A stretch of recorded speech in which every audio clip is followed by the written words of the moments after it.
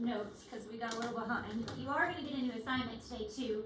The new assignment is called Forensic Anthropology, which is trying to figure out how people have passed away based on their bones that have been left behind. That's cool. That kind of ties in forensic. So I've taken that sometime. Yeah. But it's really, it's a YouTube assignment, so you'll be watching YouTubes about it, so instead of actually doing the investigating yourself. But we will do a lab later, well not lab, it's more of a assignment that looks at x-rays. And so you'll be deciphering x-rays later on,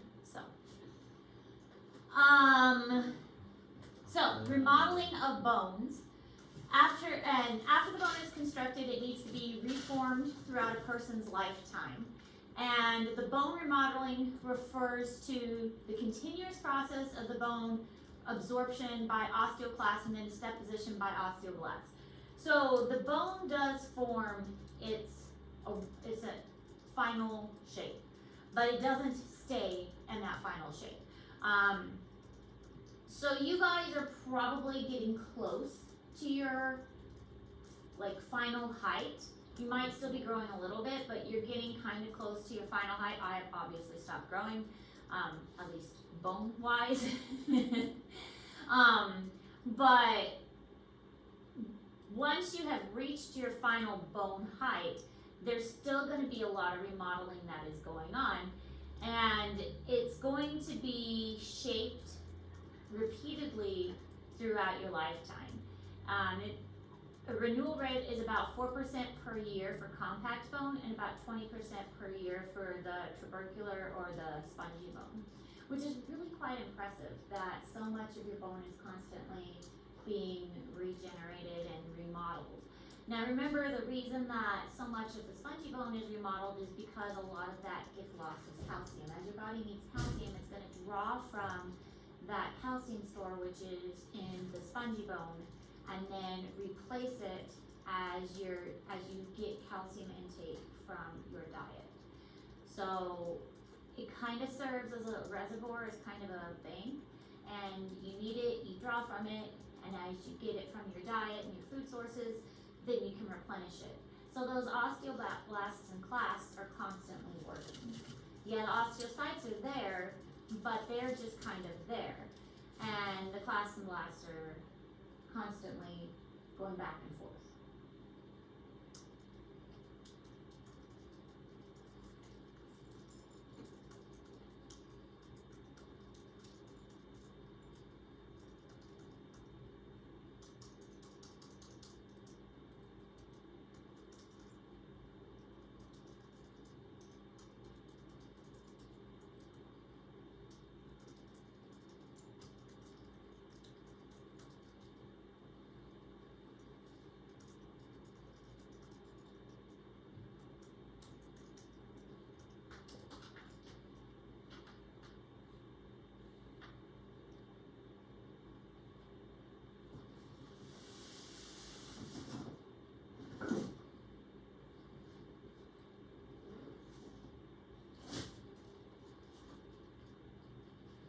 You all ready to go trick or treating?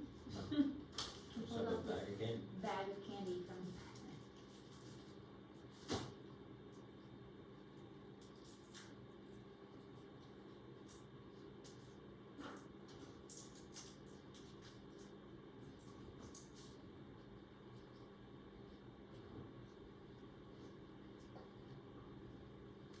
So here's kind of how it works. Macrophage is macro for large, phage for engulfing. So this is going to be eating and destroying things, whether it is part of the bone itself or whether it is bacteria that are helping to eating bacteria in order to keep the bone clean and not infected. Osteoblasts, of course, are building new bone. Osteoclasts are destroying the old bone, and this is the lining of the bone itself. So this is the reabsorption is taking place here, and renewal and formation, and then this is just maintenance of the bone. So here's old bone, and this is new bone being built, and here's our osteoid, which is part of the bone. So kind of of a process taking place with our formation of the bone and it kind of building up over this direction. So osteoclasts are large phagocytes, member phagos eating, cell eating, and they're normally active on less than 1% of the bone surface of an adult, so that's not very much. I mean, they're not really going to go and destroy too much. And they secrete two types of substances, proteolytic enzymes and several types of acids from the mitochondria and secretory vessels, and these are going to basically just dissolve the bone. And as they dissolve the bone, the materials are going to be absorbed into the blood, and they get transported around the body or exit the body or filtered out through the kidney. However, depending on what it is that they have dissolved from the bone, it might exit the body, or it might be something that your body needs. Like if it was calcium that they dissolved, then your body's going to use it. But if it was a waste product that it dissolved, then your body's going to get rid of it. So it really depends on what it dissolved, how it's going to dispose of it.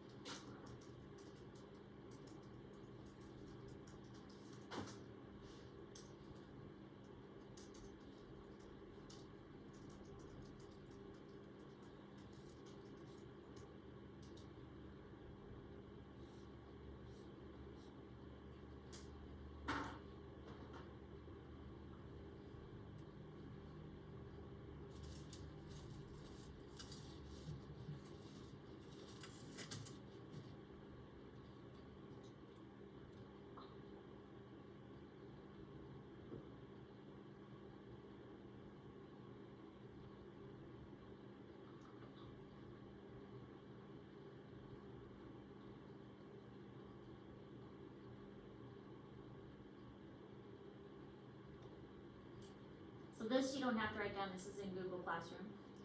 But why is the bone modeling important? It adjusts the strength of the bone. So sometimes your bone has stress induced to it.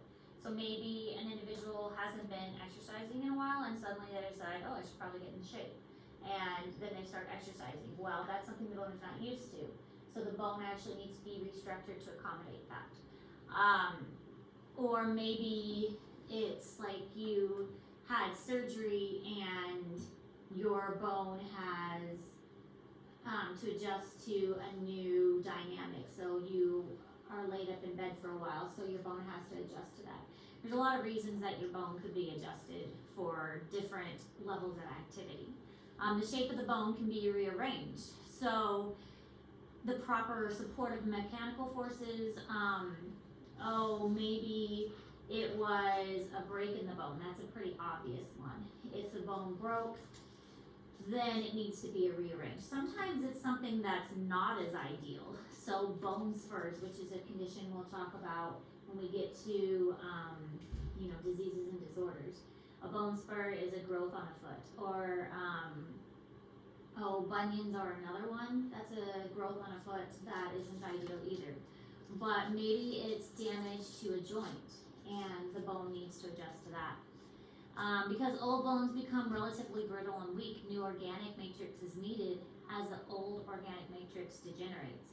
So that's another reason that the bone needs to be remodeled. Bones of children are less brittle in comparison with bones of the elderly due to more remodeling in children, and that one's pretty obvious. Kids are growing crazy fast, and so their bones are remodeled at a very fast rate. Because their bones are being remodeled so frequently, they've got a pretty fast supply of new bone, and the new bone has a lot of fibers in it, and it's not very brittle, and so it's going to be more bendy, and that's going to make them more durable too. Kids bounce pretty well. Bone is deposited in proportion to the load that it must carry. So the areas that are going to have more stress induced on them are going to be a lot thicker. That's why we also have like tuberosities and projections on our bones, because that's where the muscles are going to attach, and the tendons and the ligaments. So any place that has a significant attachment to it is going to have a bump on the bone so that it can actually withstand that bigger stress. The bones of athletes become considerably heavier than those of non-athletes. The bone of the leg in a cast becomes thin and up to 30% decalcified within a few weeks because it's not being used. It's being supported by the cast, so it doesn't need to support its own weight. So the body is just like, oh cool, we're not using this bone anymore, I'll take that calcium. So that's kind of what happens. The body sees a calcium source because it's no longer being used. So that's why if astronauts go into space and they're no longer using like their body as a fighting against gravity, they suffer a lot of repercussions when they come back and suddenly have to contend with gravity. Even though they do exercises and stuff in space, it's not the same thing as having that constant pull of gravity on them. So they come back to Earth, and if you've ever seen a video of an astronaut who's just come back to Earth, they can barely walk. Like they have to be carried out of their exit shuttle. It's not even really a shuttle, they just get basically dropped in the ocean. And they can barely walk because their bones have degenerated so much. Okay, we're gonna keep going because we're behind. This is where we're supposed to be today. So cranial bones support the face, nasal cavity, eyes, and teeth. And the function of these cranial bones is to protect the brain. There are 22 individual bones, and 21 of those 22 don't move. Obviously, the mandible is the one that does move. Everything else holds still. Your jaw moves, and that's really it. But the rest are fused together.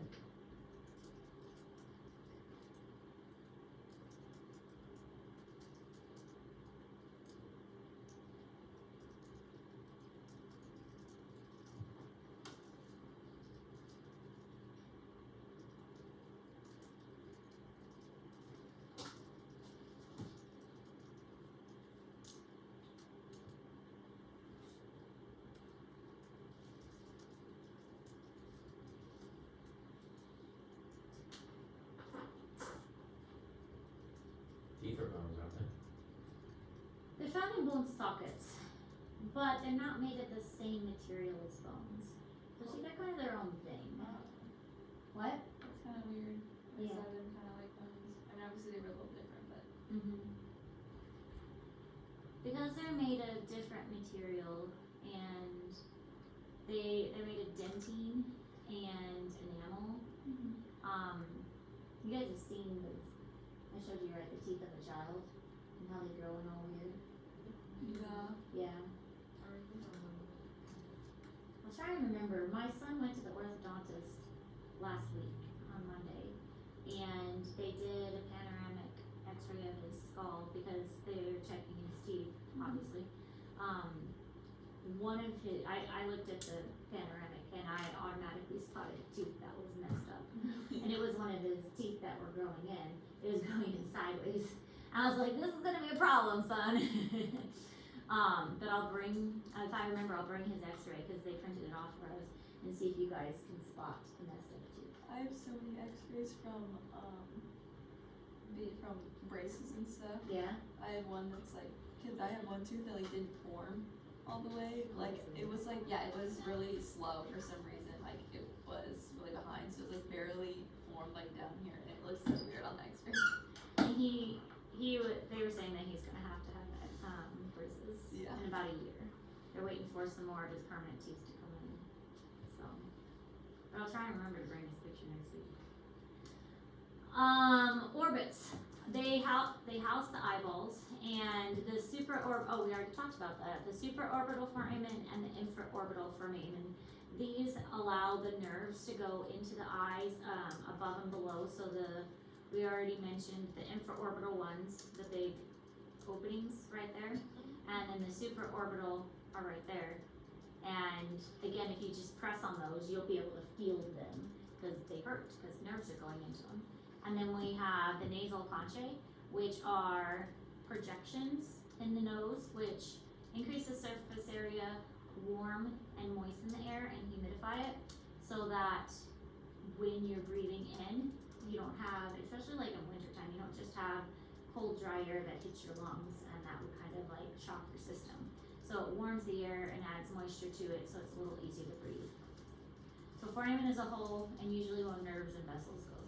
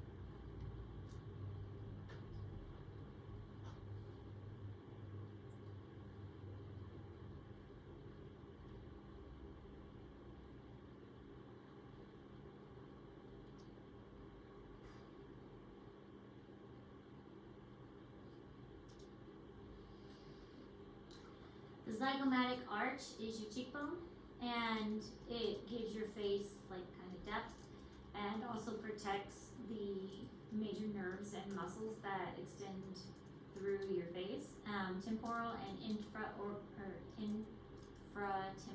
fossa, and these are muscles that are for chewing. They help to attach the mandible down below, allowing your muscles to move your jaw up and down.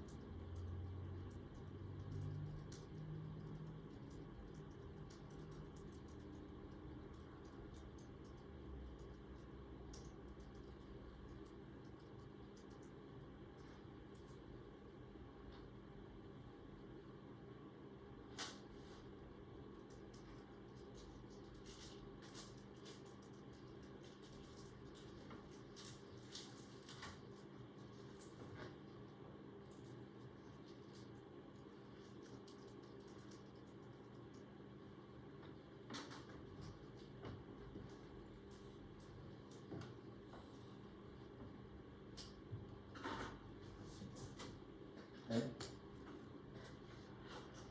Bones and cartilage components.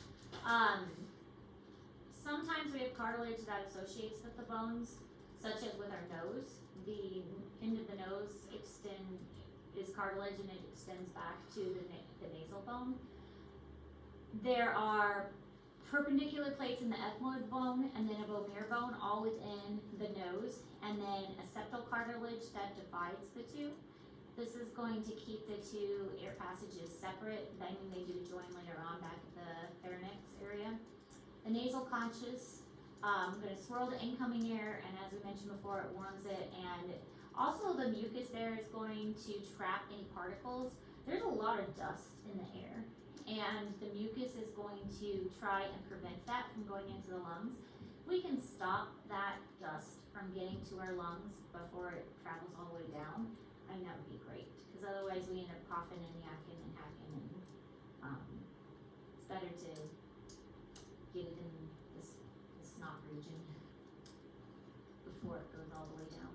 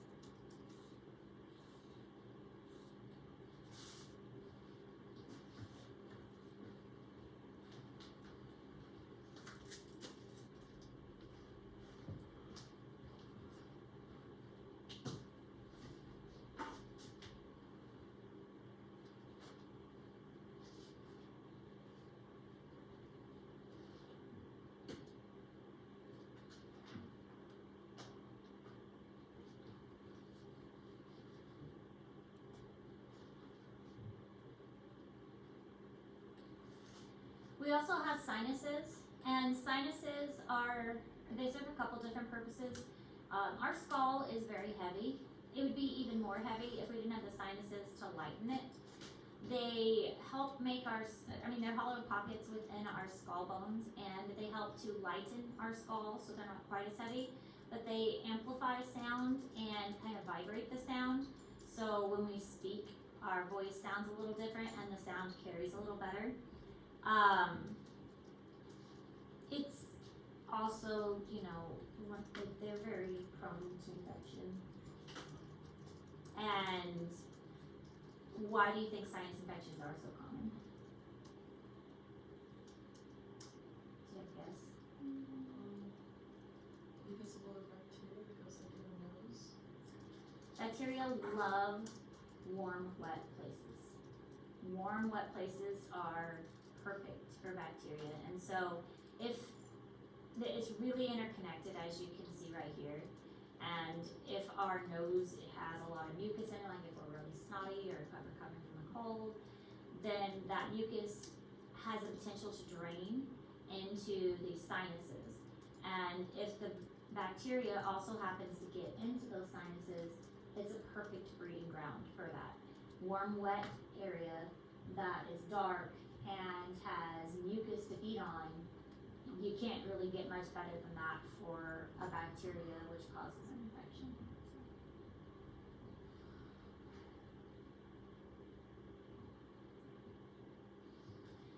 Other examples showing where different sinuses are, the ones by the nose and the ones behind the eyes are usually the worst, the ones up here.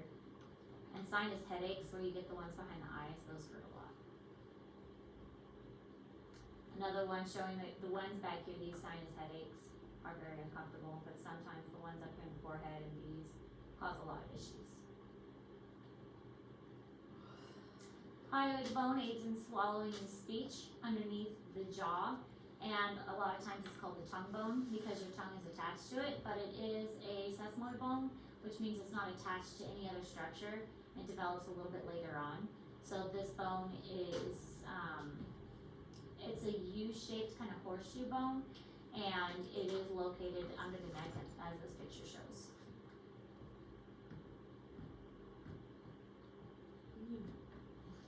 You trying to find it? Yes. Back in the past, when they used to hang people, this was the bone that was often broken when people were hung.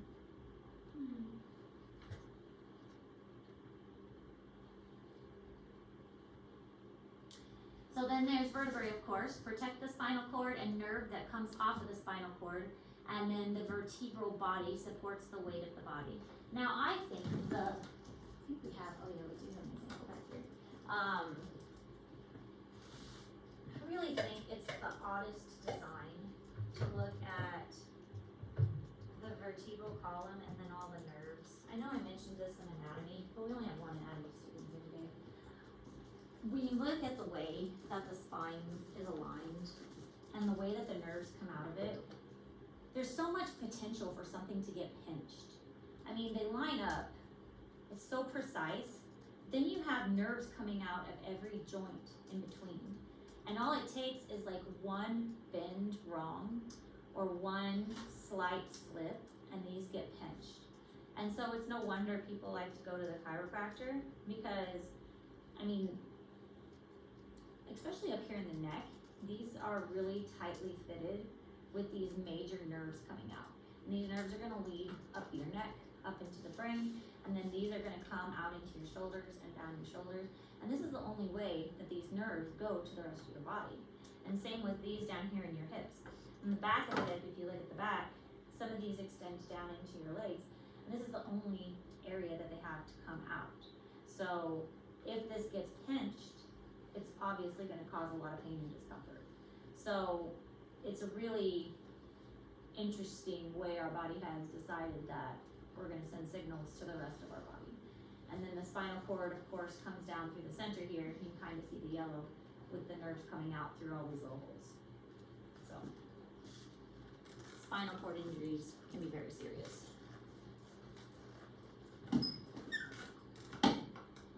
There's a lot of debate out there. Are chiropractors real doctors? Do they actually do any good? But if they actually keep the spine aligned, there's something to be said for that.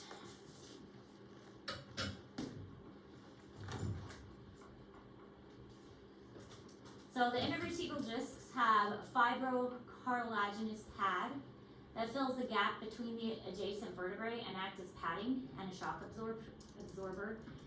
The pad is not super bendy, it's more of a cushion.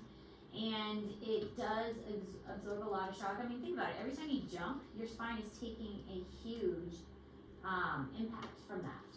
Because it is we are made to walk on two legs, but that isn't ideal for most animals. Most animals are four-legged. And so the spine has to take the majority of that impact. It has an annulus fibrous, which is the tough outer layer, and then the nucleus pulposus is the soft inner layer. So the soft inner layer is more squishy, and this is a little more protective coating. And then our nerve here in the center, the spinal cord, and then these other spinal nerves that are coming out of that. And have you guys heard of people getting epidural? Yes. Yeah. When you get an epidural, they send the needle into this space right here. Look how close it is to the spine. That's crazy. They go right here in this space. That's the epidural space. Can you imagine a big old needle going into this space right here? Oh my god, not. I didn't. What? No. No. I mean, they might miss. Look at that. And they go between the vertebrae. Like, they have you bend over, they like hug a pillow and you bend over, and then they shoot this long needle through your back into this epidural space. And then they send the numbing medicine in there. And then you can't feel your legs. Great. That's what I want. You do want that? Yes. Some people do. I Some have like a really low pain tolerance, so. So I didn't do epidurals. I did all natural births with all four of my kids. But I couldn't even imagine just sitting there and not feeling your legs. Or, I've heard about that for like births. That's what they do for births. They do epidurals where they shoot it into that space there, and then you're stuck with this thing in your back. Because with an epidural, they leave it in your back. Like they put the needle in, and then they put a tube in, and the tube is bendy, and they just leave it in there. So. Too close to the spine for me, you know. I didn't realize how close it actually was. Yeah, it's like this tiny space, and they put this huge needle in there. What if they miss? That's insane. They do enough of them that they're pretty good at it. But there's also things called epidural headaches. And there's a lot of complications that you can have from having an epidural. You can get these massive headaches afterwards, and have severe reactions to it. So it was not for me. Atlas and axis. The atlas is the first one, and it causes your head to have this yes movement. And then the axis is like the pivot point, and it makes your head have the no movement.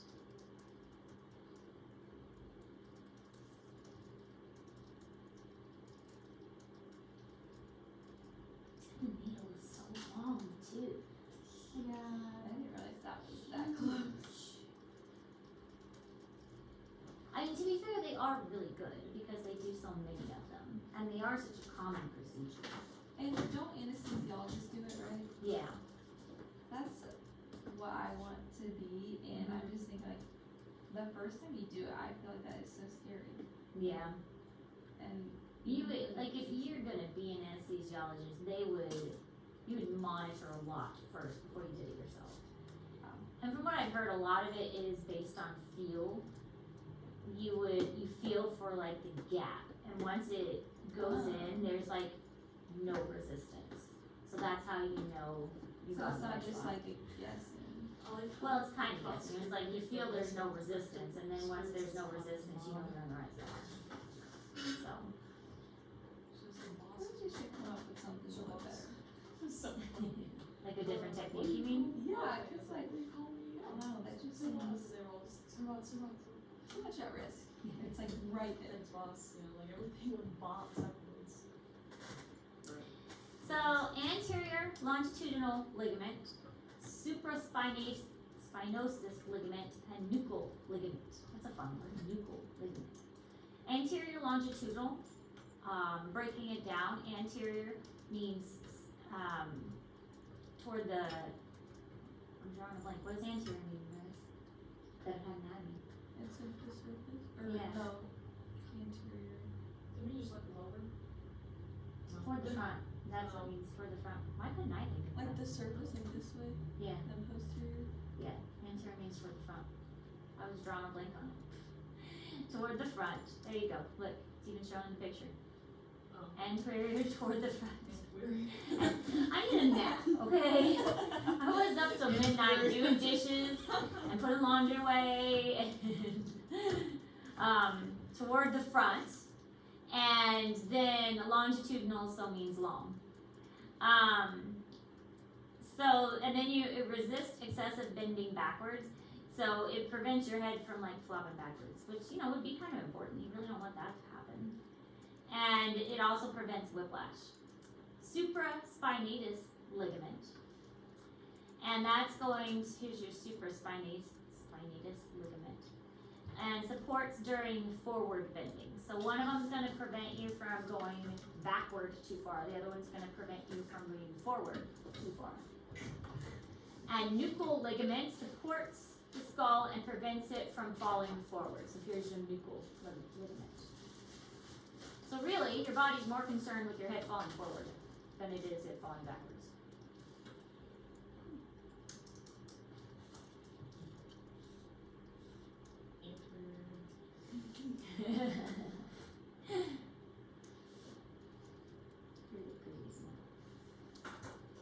But trick or treating tonight, Oh, yeah.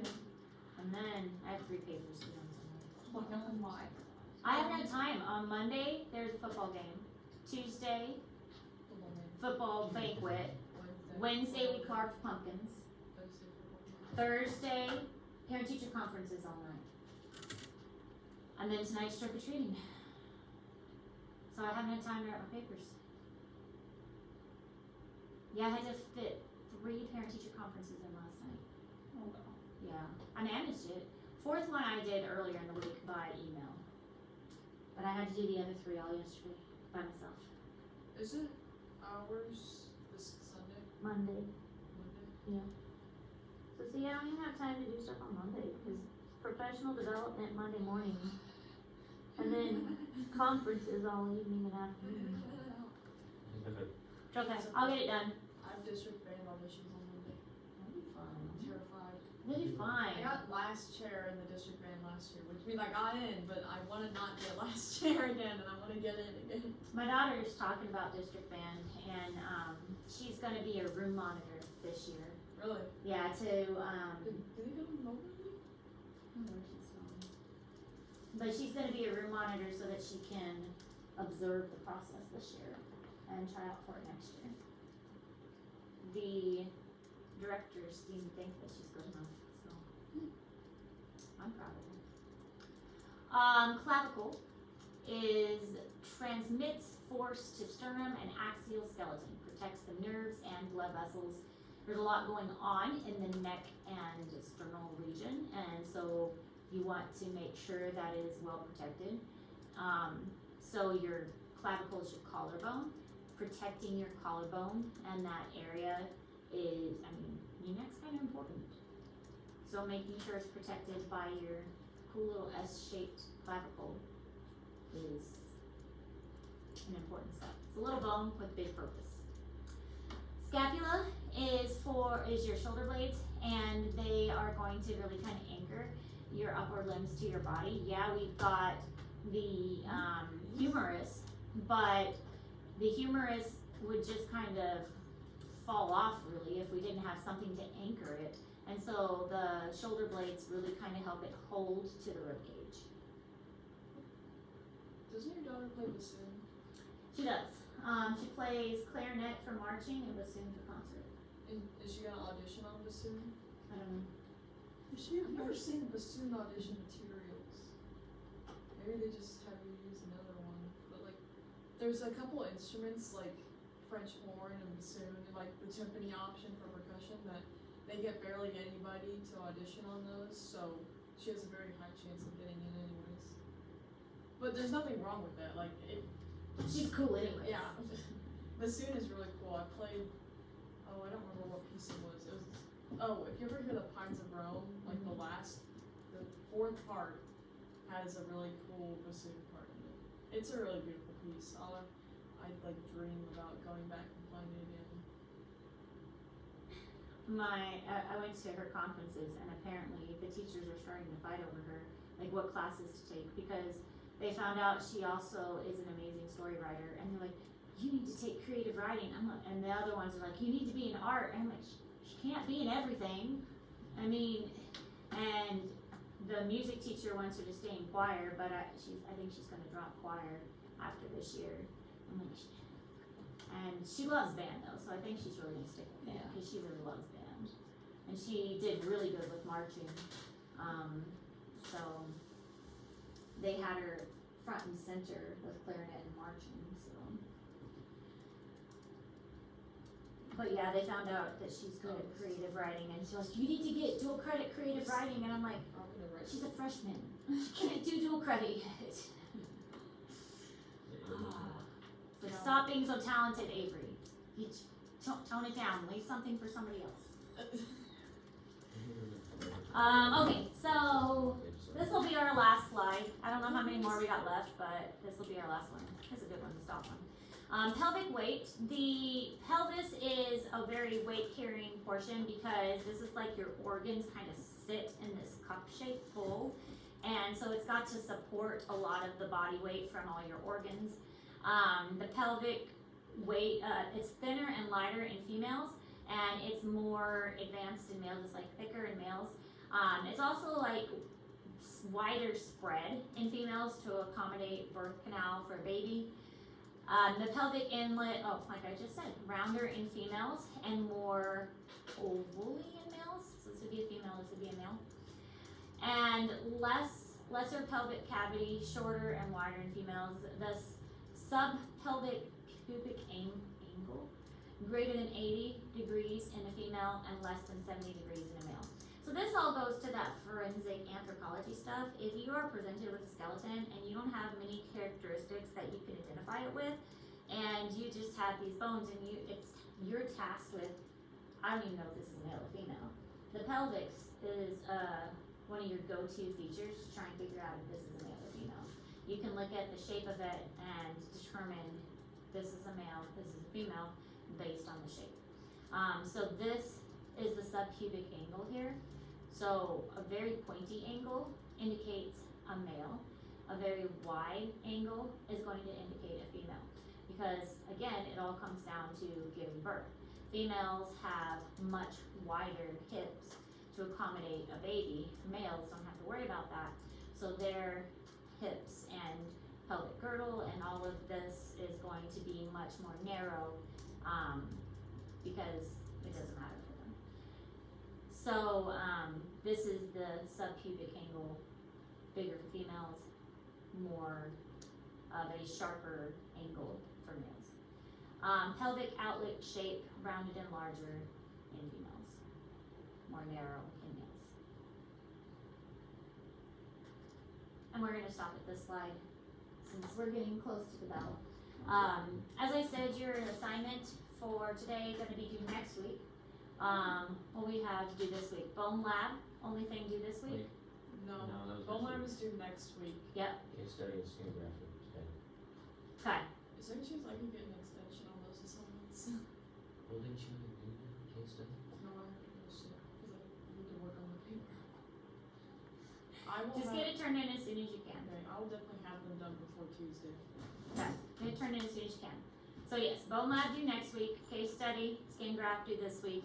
I'm going to give you the forensic anthropology. It's not so much a like a lab or anything. It's more of a research, and you're going to be watching YouTube videos about people discussing forensic anthropology, and it's going to be videos that you choose. So you'll go to YouTube and you'll find videos that interest you, and the only thing is that the videos have to be a certain length. So you'll watch the videos about forensic anthropology to learn more about them and to learn more about the process, and then you'll write the information and write like a brief summary about what you learned about forensic anthropology. And I'll post that here in